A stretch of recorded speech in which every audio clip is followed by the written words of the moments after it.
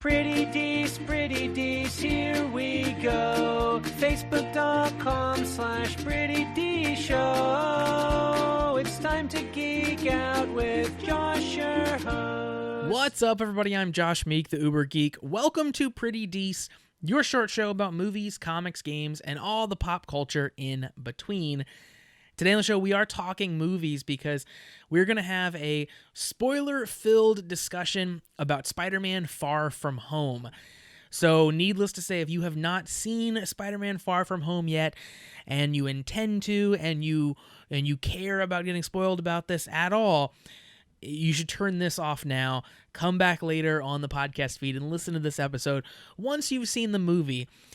Because there's a lot to talk about, and there's a lot to be excited about for this film, and I don't want to ruin the cool stuff that happens in it for you if you haven't seen it. So come back after you've watched it and listen to this then. But in the meantime, let's jump in. So for me, Spider-Man Far From Home is really a quintessential Spider-Man tale. He's doing things that are uniquely Spider-Man. And what I mean by that is that it is a teenager who is both trying to save the world and do the right thing and has all of this weight and pressure placed upon him, while also trying to balance just being a kid and just being a regular teenager and hang out with his friends and try to tell girls how he feels.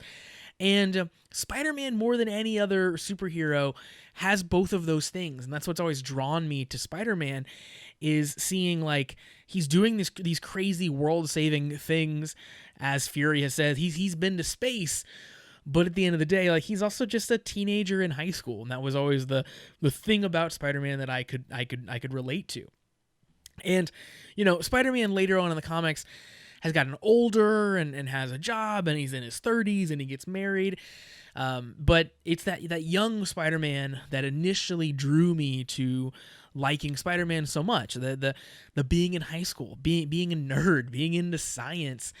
And I love that we have young Tom Holland playing that Spider-Man here in the Marvel Cinematic Universe. It's so cool.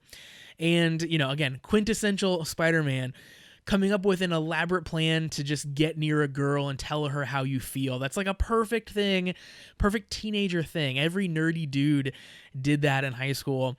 And I love that they, you know, don't try to make Peter Parker look cool at all in this film. Like, he is an absolute nerd, and he's going to great lengths to buy this girl that he doesn't even know if she likes him back, this like necklace, and he's like has these big plans, and we're going to be in the Eiffel Tower.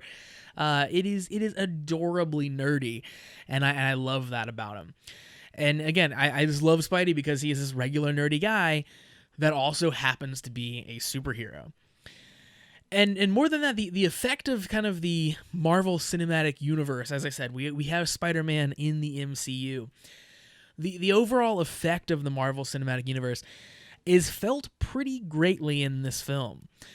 Of course, you know, the death of Tony Stark weighs pretty heavily on Peter, and that comes up throughout the film. It's something that he's coping with, and I think in a lot of ways he feels like he lost a father figure, but he can't actually talk to anyone about that because no one knows he's Spider-Man except for his aunt and his friend, and no one knows he had this close relationship with Tony Stark. So the world is kind of mourning Tony Stark and mourning Iron Man, and he is as well. He's feeling it very heavily, but kind of feels alone and kind of lost in that is sort of the take that I got. It's kind of like he lost Uncle Ben for a second time. He lost this father figure that meant a lot for him and was kind of this guiding compass for him. And that's left him reeling. You know, we go from when we first meet Spider-Man in the Marvel Cinematic Universe, where he's gung-ho, he is way too eager, he's ready to get into a fight when he doesn't need to now he's reluctant to even pack his suit to go on vacation. He just wants to get away from it. You know, he's been knocked reeling by losing, you know, 5 years of his life, by losing this father figure. He's just ready for a break. And that back and forth, kind of that balancing act is very much a Spider-Man thing. And more so as far as the MCU being felt in this movie, this is the first film we're really seeing that is post-blip, as they're calling it. So when half of the population goes away and then comes back 5 years later. And it's actually one of the things that I wish they would have gotten more into. And I don't think that I'll be pleased with any coverage of the blip in a Marvel movie unless we get a documentary style movie that focuses just for 2 hours on what happened during and after the events of the blip. Because it's so fascinating to me. We get little bits of it here. So we find out that when Aunt May and Peter blipped, someone moved into their apartment. The apartment was empty. Someone moved in. Aunt May blipped back, and hey, there's people in my apartment that I lived in seconds before, as far as she was concerned. They showed footage of a marching band where half of them blip out in the middle of a basketball game, and then 5 years later blip back in, still wearing their marching uniforms, still playing their instruments in the middle of a basketball game. That's fascinating. Imagine all the possible things people could have done or been doing when they blipped out and then coming back, and how things could change. You could have been in the 10th floor of a building that then got torn down, and then you blip back and just fall to your death. There's so much that I want explored about the blip, both in terms of the people aspect, what they're doing, how they coped, the economic aspect. Imagine that suddenly half the world's population is gone. What does that do to jobs? What does that do to the economy? What does that do to food supply, production? Super, super interesting, crazy stuff. Obviously, we don't get any of that here. We just get a little taste of it. But I like at least that they had to cover it, right? It's after the blip. They had to focus on what life is like for these people a little bit. So that was at least nice. And also Spider-Man in Europe is a pretty simple but effective way to differentiate this film from Homecoming, to make it feel completely different. It's in setting. He's off in a different land.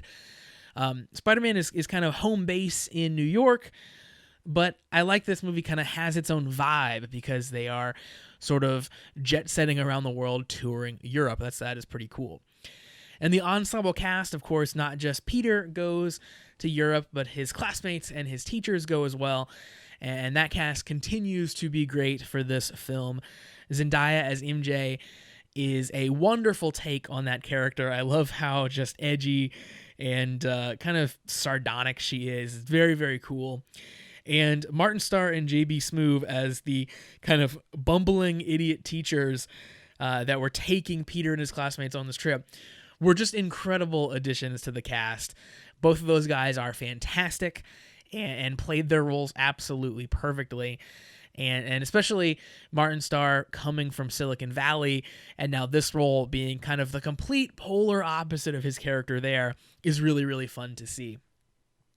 Then, of course, we get to the main bad guy of the film, Mysterio. And Jake Gyllenhaal does a fantastic job playing Mysterio. He has to kind of do a lot of different things in this film. He has to play big brother to Peter. So kind of he's the big brother versus Tony Stark's kind of father figure to Peter. But then later he also has to become this kind of technomaniac, because if you've seen the film, he's not everything that he's, purporting to be, which should be no surprise if you know anything about Mysterio from the comics. But the transition that he makes as Mysterio in the bar scene. So he gets those glasses from Peter. Peter walks out.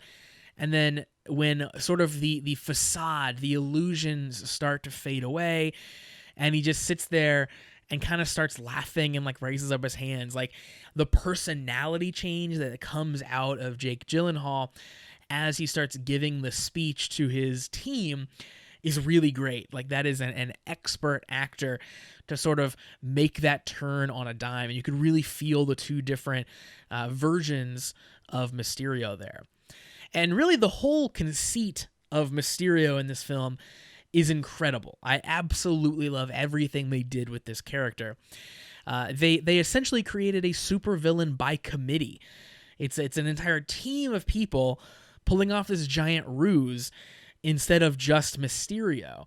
From the comics, Mysterio is kind of a quick change artist. He's very good at masks and makeup, and he can kind of fool you into thinking he is someone else. And then later on, he becomes more of a pure magician. So he has smoke, and he has mirrors, and he has illusions, much like this Mysterio. But turning it into this group of people, forming this kind of larger than life character of Mysterio, and actually having someone who Mysterio was crediting for like writing the character of Mysterio was super interesting. They crafted a superhero, essentially, and a backstory and sort of a reason for all these fights to be happening. Is way cooler than anything we've seen from Mysterio in the comics, and I absolutely loved it. The core of the character is still the same. You have someone who is purporting to be someone that they are not, and they are fooling those around them into seeing things that they're not seeing, but merging in the drones and merging in the entire team of people working behind the scenes made it much cooler, I think, and a really interesting take for the Marvel Cinematic Universe. They did try to weave in sort of members of the team, of the Mysterio team, into the larger Marvel Cinematic Universe, which was fine. It didn't really wow me like I think they maybe thought that it was going to do.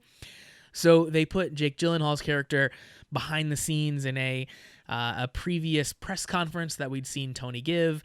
They put one of the other team members in one of the Iron Man films as just kind of a random person that was getting yelled at. That was fine. Like, it was okay that it gave them a bit of a backstory, but it didn't feel like they were kind of like reinventing sort of behind the scenes of the Marvel universe, like I think that maybe they thought that they were presenting. I would have been just as fine if none of that had been presented, and this was all a new team of people who were just mad for various reasons, or wanted change for various reasons, or to gain power for various reasons. But nonetheless, super cool. I loved everything that we got about Mysterio. I loved that you never quite knew if you were seeing the real Mysterio or just a projection, just an illusion. And I love that they played with that several times, where it was multiple layers deep. Like you weren't sure. Is this the one? Is this the one? Is this the one? It was all really cool. And then, of course, brings us to the ending of the film. And not just the ending, the post-credit scene, or the mid-credit scene, if you will, really does something that turns Spider-Man on its head. So if you left the theater before this happened, that's unfortunate. But here's what went down. We are presented in the mid-credit scene with J. Jonah Jameson, who is running the Daily Bugle, but in this movie world, it's more of an InfoWars style broadcast. So he's presented as this kind of Alex Jones-esque insane figure, kind of. And of course, he's telling the world about the menace that is Spider-Man. And he plays footage from Mysterio that Mysterio had recorded. And Mysterio is telling the world that Peter Parker is Spider-Man. And that gets broadcast to everyone. You know, Spider-Man is in the middle of the city. It's played. Everyone around him sees. And he's outed. Everyone knows that Peter Parker is Spider-Man. Now, that's happened in the comics, of course. And then Marvel has walked it back. And there was a lot of outcry when Marvel kind of waved their hands and said that now no one knows that Peter Parker is Spider-Man once again. It was such a powerful moment to out Peter Parker as Spider-Man, which is a thing that happened during Civil War in the comics. And when they just kind of like made it end, people were very upset about that. So I would hope that Marvel is smart enough to not tease this without going all the way, or to let this happen and then just at the end of the film find a clever way to walk it back where now people don't know that Peter Parker is Spider-Man. I would hope that this means that yes, legitimately, everyone now knows that random, high schooler Peter Parker is Spider-Man. And if that's the case, this next Spider-Man movie is going to be insane. It completely changes the course of Spider-Man. It completely changes the Marvel Cinematic Universe.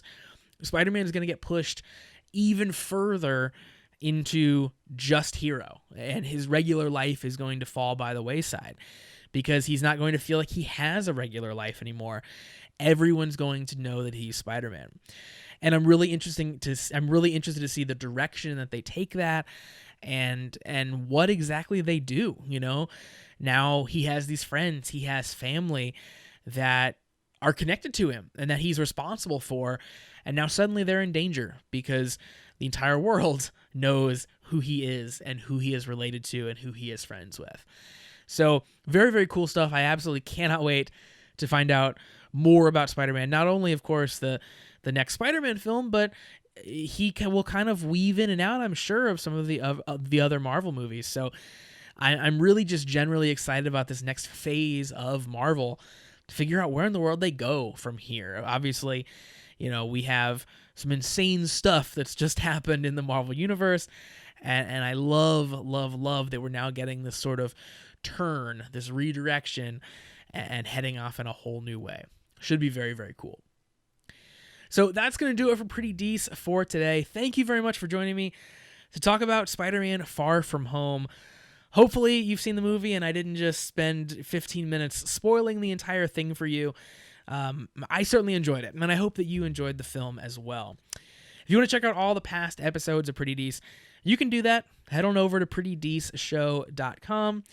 Of course, hit me up on YouTube. That's youtube.com/prettydece. And you can find me on social media, Facebook, Twitter, and Instagram at Pretty Dece Show.